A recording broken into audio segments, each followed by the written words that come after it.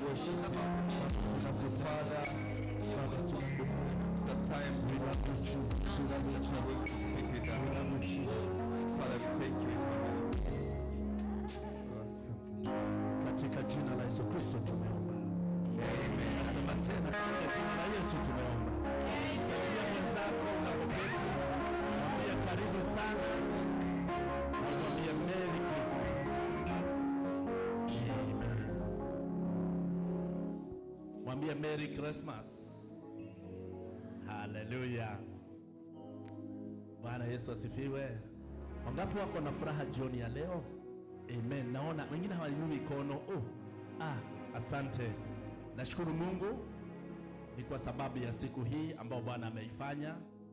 Ni siku ambayo ni ajabu, sio siku tu ya kawaida. Ni siku ambayo wengi twasherehekea kuzaliwa kwa Yesu, na hii ni jambo ambalo limefanyika katika ulimwengu mzima. Bwana asifiwe. Sisi katika kanisa hii huwa tunaichukua kama ni chanzi nzuri ya kuja kumsifu Bwana, na ni chanzi nzuri ya kupata nafasi, kwa sababu tunajua tutafuta wakati unapopatikana ili tumtukuze Mungu.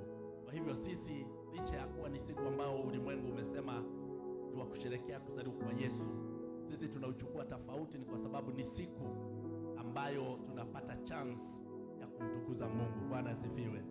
Na kwa hivyo jioni ya leo nataka tu kuwasalimia katika jina la Yesu. Hamjambo. Nimekuwa nje kiasi, na nashukuru Mungu ni kwa sababu nimepata nafasi ya kurudi hapa tena. Ilikuwa ni tamaa ya moyo wangu kurudi hapa ili tuweze kukutana pamoja, na nashukuru Mungu kwa sababu ni mwaminifu. Nahisi kuna mtu ananipigia simu kwa sababu ananiona katika online. Lakini tafadhali ndugu, ngoja kidogo tumalize haya. Bwana asifiwe sana. Haleluya. Nashukuru Mungu nimekuwa safarini kwa wiki kadhaa. Ni wiki 2 ama 3? Nadhani ni wiki kadhaa. Na nimerudi, na asubuhi ya leo nikaambiwa na viongozi ya kwamba leo nitaweza kusimama niweze kutoa neno la siku ya leo. Hili neno linanitia moyo sana, na nilikuwa nimewamisi sana. Leo nimewapata. Kwanza nimewapata jioni nzuri nyinyi wote. Inanitia moyo sana kuona kwamba mnaendelea vizuri. Bwana asifiwe. Leo ni siku ambayo watu katika ulimwengu huwa wanasherehekea ya kwamba Yesu alizaliwa siku kama hii. Lakini sisi tunapokuja mahali hapa tunaichukua kwa njia ambayo ni tofauti sana. Ni kwa sababu tunaichukua kama siku ambayo Bwana aliweza kutupa nuru. Tuliweza kupata nuru kutokana na mambo ambayo ni ya giza ambayo tulikuwa tunaishi nayo kabla hatujaokoka na kabla hatujamjua Kristo. Na kwa hivyo ujumbe wetu leo tunaongea juu ya the night God stepped into our darkness. Yaani usiku ambao Mungu aliweza kuingia kati kwa sababu ya giza ambao tulikuwa tunaishi nayo. Bwana asifiwe sana. Na tutakuwa tukisoma katika Luka 2. Nataka ufungue, kama uko mahali pale, ufungue Luka 2. Tutaanza mstari 1 hadi 20. Ende ikawa hatutasoma yote, lakini ningetaka unakiri chini Luka 2 mstari 1 hadi 20. Alafu pia tutasoma Isaia 9 mstari wake wa 2 hadi wa 7, na pia tutasoma Yohana 1 mstari wa 9 hadi 14. Bwana asifiwe sana. Nimetanguliwa kuwapa hiyo vitabu ili mjue mambo ambayo tutakayotoka kunena siku ya leo, ikiwa ni siku ambayo ni usiku ambao ni wa kusherehekea kuzaliwa kwake Yesu Kristo. Bwana asifiwe sana. Usiku wa leo kama vile nimesema, sio sherehe tu, lakini ni usiku ambapo mbingu iliweza kufunguka na ikafungukia dunia na kukapata mwangaza. Ni usiku ambao ulibeba utimilifu. Bwana asifiwe sana. Ulibeba utimilifu wa unabii wa miaka mingi iliyokuwa imetabiriwa miaka mingi, na ni usiku ambao Mungu mwenyewe alihakikisha kwamba kuleta nuru katika giza la mwanadamu. Bwana asifiwe sana. Na mambo haya Yesu alizaliwa wakati kulikuwa na mambo mengi. Ulimwengu ulikuwa chini ya kufinyiliwa. It was a world under Roman oppression. Wakati huo Warumi waliweza kufinyilia Waisraeli ama Wayahudi, na pia wakati huo kulikuwa kumejawa na mambo ya kisiasa, kulikuwa na tension, kulikuwa na mambo ambayo ni ya injustice, kulikuwa mambo ambayo ni ya umaskini, na pia hata kulikuwa kumejawa na uoga. Bwana asifiwe sana. Na huyu Yesu, Mungu akaleta sasa tumaini, akaleta tumaini katika maisha yetu. Bwana asifiwe sana. Na kwa hivyo usiku huu hauko usiku tu wa kusherehekea, ulikuwa ni usiku ambao uliweza kubadilisha hali. Watu walikuwa wameishi kama wamegandamizwa, kama wakati tulioko. Ulikuwa wakati ambao tumegandamizwa kama nafasi hii, katika hali ya oppression na mambo mengi, katika hali hata ya kisiasa, hata katika hali ya injustice, na kulikuwa na umaskini mwingi kama vile kulivyo hata wa leo. Lakini usiku huu ukawa ni usiku ambao Mungu alitambua ya kwamba ataleta mwanga katika ulimwengu huu. Bwana Yesu asifiwe sana. Na kwa hivyo lisi, tunapokuja usiku wa leo wapendwa, hatukuji tu ni kwa sababu ya kusherehekea. Tuaje ni kwa sababu ni wakati ambao tuliweza kubadilishwa na kukapatikana nuru. Kwa sababu yeye alikuja kufungua wale waliofungwa, alikuja kuinua wale ambao walikuwa wamefinyiliwa, alikuja kuleta tumaini kwa wengi. Na hii ndio maana ya Krismasi. Bwana asifiwe sana. Krismasi tu sio kula mikate ama kusherehekea kama leo kuna watu wanasherehekea. Kuna watu hata wajaenda katika mahali ya kuabudia, wako mahali tu wanasherehekea na mambo hayo. Lakini sisi kama Wakristo tunakumbuka siku hii ni kwa sababu ni kama vile Yesu alivyokuwa amekuja wakati huo, hivyo ndivyo ilivyo hata wa leo. Bwana Yesu asifiwe sana. Na kwa hivyo leo ni siku ambayo tunasherehekea hata kutimilishwa kwa unabii uliokuwa umetabiriwa miaka mingi katika Isaia 9 mstari wake wa 2 hadi wa 7. Na ukisoma mahali pale kuna mstari inasema kwamba wakati huo the people were walking in darkness, na wataona mwangaza. Bwana asifiwe sana. Yaani Isaia anapotangaza anasema kwamba watu waliokaa gizani wameona nuru kuu. Bwana asifiwe sana.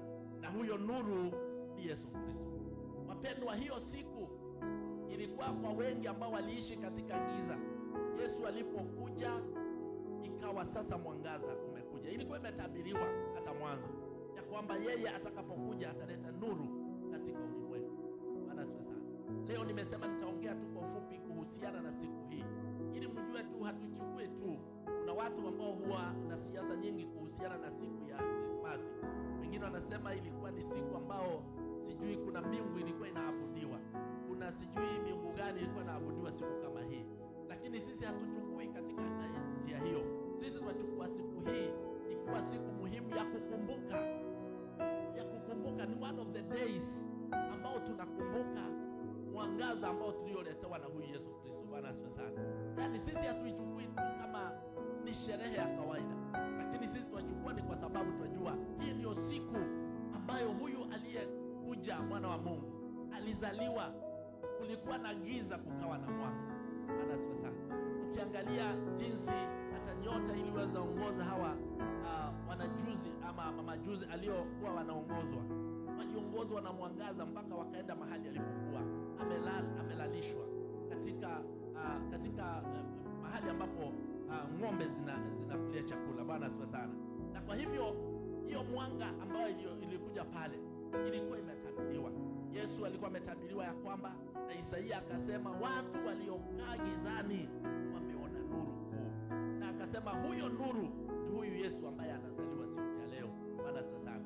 Ambaye sisi tuwakumbuka. Watu hufanya miigizo na wanaweka mtoto hata katika pale alizaliwa na mambo kama hayo, lakini sisi katika hali yetu wapendwa, tuwakumbuka ni kwa sababu ni siku ambayo ni ya ajabu iliyofanyika, sisi tukapata kupata nuru. Mahali ambapo kulikuwa na giza kukapatikana kwa nuru. Jambo la kwanza tumeona kwamba ni the prophecy long awaited ikaweza kutimilizwa usiku kama leo, na jambo lingine inadhihirisha the fulfillment and the manga, yani ile kuhakikisha katika ile inaitwa nini kwa Kiswahili, hiyo nyumba ya kukula na ng'ombe bana, sio sana ikahakikishwa, inaitwa manga kwa Kiingereza, fulfillment and the manga. Katika Luka 2 utasoma mahali pale, unaona ya kwamba huyu aliyetuokoa, the savior was not born in a palace. Yeye hakuzaliwa kwa nyumba za wafalme,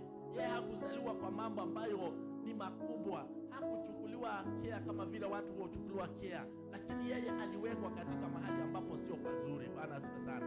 Na hii ilionyeshana kwamba Mungu alikuja kwa wale ambao ni wa chini sana, alikuja to the lowest places, alikuja tu si kwa mambo makubwa, alikuja kwa ile chini, kwa sababu alikuwa amefinyiliwa. Bwana asifiwe sana.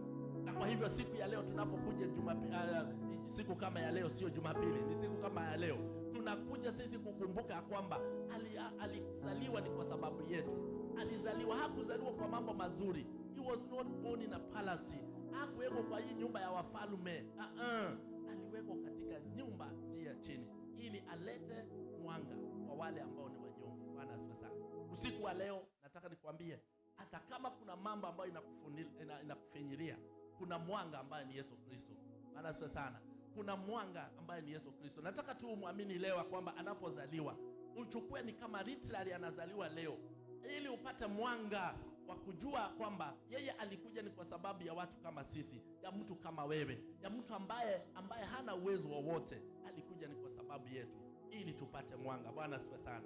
Na hili ni jambo ambalo tunalijifunia siku ya leo tunapokuja mahali hapa, wapendwa, tunapokuja tu kwa dakika hizi kukumbuka tu mambo ambayo iliyofanyika wakati huo, ili sisi tuweze kupata mwangaza. Wengi wetu tumepata mwangaza kumfuata Yesu, tumejua mema na mabaya, tumejua jinsi ya kusimama kwa sababu already amefunulia katika maisha yetu.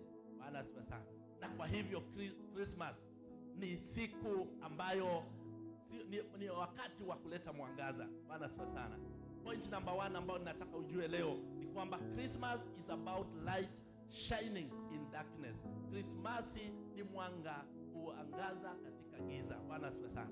Sio tu hivi tu, ni mwanga wa kuonyeshana kwamba huyu ambaye alikufa, alikuja, akafa, hata akafufuka, akazaliwa, akafa, akafufuka, alikuja ili alete mwanga katika maisha yetu ili tuweze kupata. Katika John chapter 1 verse 5 andika chini, Biblia inasema kwamba the light shines in darkness and the darkness has not overcome it.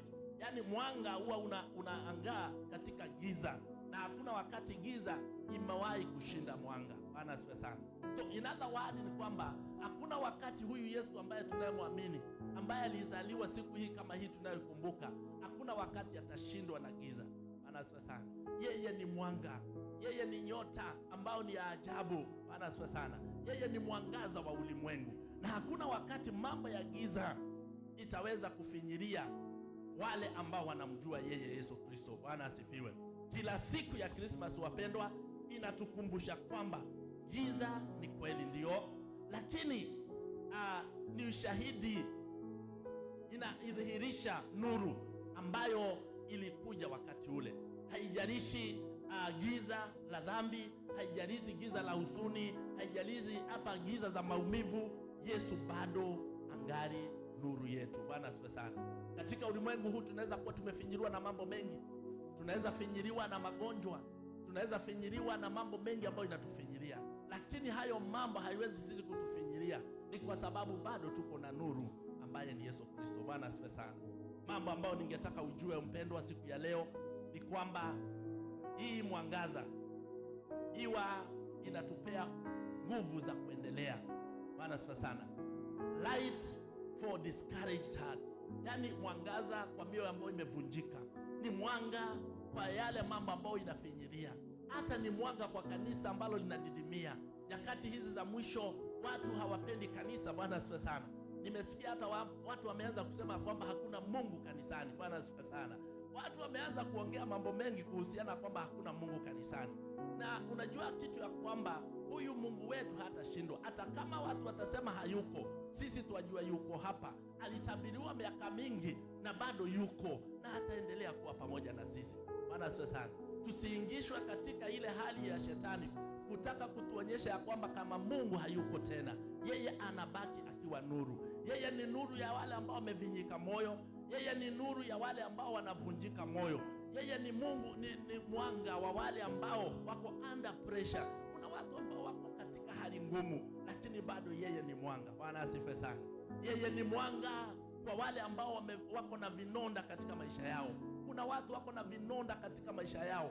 Mengine yalifanyiwa ni kwa sababu ya watu waliwafanyia, ama walifatendewa wakati hawako wanaelewa. Lakini Bwana anabaki kuwa mwanga hata kwa wale ambao wamevunjika moyo. Bwana asifiwe sana. Yeye ni mwanga hata katika jiji letu la Lokichogio. Yeye ni mwanga katika ulimwengu mzima. Yeye katika hata region hii yetu bado yeye ni mwanga. Bwana asifiwe sana. Kwa hivyo Christmas haiongei juu ya mambo mengine, inaongea juu ya mwanga. Na tukijua tuna mwanga ndani yetu, wapendwa, sisi mioyo yetu haitavunjika. Hatutachoka kuja nyumba ya Mungu, hatutachoka kutafuta Mungu. Hata kama wakati huu watu wamekataa Mungu, sisi hatutachoka kumtafuta, kwa sababu tumejua mwanga ulikuja wakati ulitabiriwa kwa miaka mingi ya kwamba yeye atakuwa mwanga kwa wale ambao ni wanyonge, atakuwa mwanga kwa wale ambao ni maskini, atakuwa mwanga kwa wale wamevunjika, atakuwa mwanga kwa wale ambao hawana matumaini. Huyo ndio aliyezaliwa siku kama ya leo. Anasifiwe sana. Enda ikawa unaangalia maisha yako unaona kama uko katika giza, mwanga haijawahi shinda mwanga. Anasifiwe sana. Enda ikawa kwamba umefinyiliwa hata na dhambi, nataka nikwambie kuna mwanga ambao utakumulikia na upate kusamehewa. Bwana asifiwe sana. Point number 2, nataka ujue kwamba Christmas is God coming close to us. Yaani ni mwanga, ni Mungu kuja karibu na sisi. Bwana asifiwe sana. It's a point that I want to drive here. Na kwamba Christmas is God coming close to us. Christmas sio kuondoka, kwa sababu watu wengi huondoka karibu na Mungu sana wakati kama huu. Hapa ndipo mtu anajua kwamba mimi nimekusanya mali kwa mwaka mzima, sasa nataka nifanye vile nitafanya, na wakati anafanya hivyo anatoka karibu na Mungu. Hii Christmas ni ya kuwa Mungu ako pamoja na sisi. Bwana asifiwe sana. Christmas is God coming close to us. Sio kwenda mbali. Hii ni wakati wetu, sio wakati hata kama tutasherekea, sio wakati wetu wa kusahau ya kwamba yeye alikuja ni kwa sababu yetu. Bwana asifiwe sana. Haleluya. Christmas sio mwanadamu kumtafuta Mungu. Hapana, ni Mungu kutafuta mwanadamu. Yaani Mungu anatafuta wanadamu wakati kama huu. Anataka watu wakuje tu wajue ya kwamba alijitoa tu bure. Alitoa tu mwana wake wa pekee azaliwe ili sisi tuweze kupokea wokovu ambao ni wa milele. Bwana Yesu asifiwe. Na kwa hivyo Mungu anataka tumkaribie zaidi. Anataka tumkaribie zaidi. Mungu kukukaribia katika uchungu wako, anataka kukukaribia katika mapambano yako, katika hali ambayo unapitia, hata udhaifu wako, anataka kuja karibu na wewe. Leo ni siku ya kumkumbusha ya kwamba ndio tunasherehekea siku hii ambayo ulitoa mwana wako wa pekee azaliwe ili mimi nipate kupata nuru katika maisha yangu. Bwana asifiwe sana. Leo, usiku wa leo, usiuchukue kama vile umeichukua Christmas zile zingine. Chukua ni jambo tofauti. Tungefanya hata concert tuonyeshe hivyo, lakini chukua ni jambo tofauti leo, ya kwamba huyu ambaye aliyezaliwa siku kama ya leo alikuja ili wewe upate kuokolewa, upate kumjua zaidi. Licha ya kuwa hali ulio pengine hauna mali, hauna mambo yote, hauna, yani mdhaifu, lakini amezaliwa ni kwa ajili yetu. Bwana asifiwe sana. Na kwa hivyo usiku wa leo Mungu anasema uko peke yako, lakini ninakuja. You are not alone. You are not alone. Niko na wewe. Bwana asifiwe sana. Usiku wa leo anataka kukuhakikisha hii, kumbuka, ujue kwamba nilitoa hiyo hadi yote ili huyu aweze kukupata wewe. Anataka kuambia niko pamoja na wewe, nitatembea na wewe. Bwana asifiwe sana. Hata mwaka huu ambao unaokuja ako pamoja na wewe, anaenda kutembea na sisi. Leo ikiwa ni siku ambao ni nzuri, ambao tunasherekea. Nataka ujua kwamba ni Mungu kuja karibu na wewe. Leo sio mahali ya kwenda mbali. Usiende mbali katika mambo ambayo itakuondoa katika wema wa Mungu. Wacha iwe ni siku ya kureflect. Ujue ya kwamba alizaliwa. Hakuzaliwa kama mfalme. Hata watu hawakumtambua. Hawakumtambua. Ni kwa sababu alizaliwa mahali ambapo hapa hajulikani. Pengine hata wewe haujulikani mpendwa. Pengine hata hakuna mtu anakutambua. Hata sisi katika kanisa pengine hakuna watu wanatutambua. Lakini alikufa ni kwa ajili ya sisi ambao hatukuwa tunajulikana. Bwana asifiwe sana. Leo nataka kuhakikishia kwamba amezaliwa ni kwa sababu yako. Wewe ni mtu wa maana sana, na ndio amezaliwa ili upate kupata nuru, upate kutembea na Mungu, apate kutembea na wewe. Usiangalie mtu mwingine, jiangalie wewe. Amezaliwa na hajazaliwa kama vile wengine. Hata pengine sisi tulizaliwa vizuri, tulipelekwa hospitali, tukashikwa vizuri, alizaliwa nje. Anasema sana mahali ambapo kulikuwa na mateso, lakini hali hiyo yote alikundua ili sisi tuweze kupatikana. Nataka kukwambia point nyingine ambayo ni ya tatu, kwamba Krismasi inatangaza Mwokozi, sio season. No, Christmas announces a savior, not just a season. Bwana asifiwe sana. Na hiyo ni jambo ambalo ni nzuri la kuweza kuelewa ya kwamba yeye ni Mungu mwema. Na kwa hivyo today Mwokozi amezaliwa. Bwana asifiwe sana.